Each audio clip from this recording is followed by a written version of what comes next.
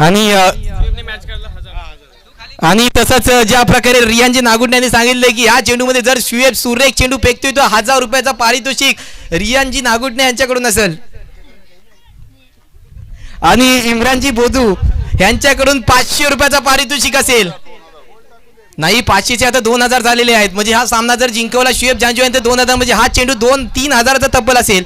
आणि फटका फसलाय आणि आजच्या दिवसामध्ये फायनल मध्ये प्रवेश करणारा संघ ठरलाय तवक्कल क्रिकेट क्लब बिंगलोली.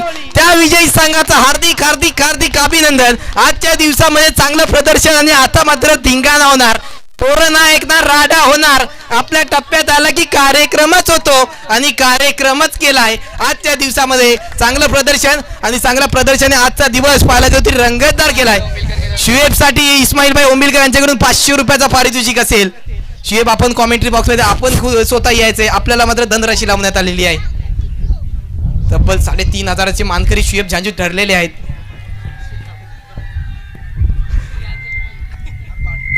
आज पोरं नाही ऐकणार, राडा होणार, कार्यक्रमच होणार. कारण यामध्ये 2 षटक महत्व ठरलेले आहेत. कारण की जैद यांचं, कारण की जैद आले मध्ये षटक क्रमांक 3 फेकण्यासाठी.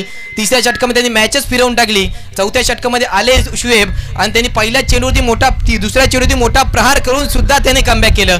खरंच पाहायला होती चांगली कामगिरी. आणि फत बोधू यांचे सुद्धा आपल्याला कॉल आले. जिंकलेल्या टीमच्या मनापासून हार्दिक शुभेच्छा.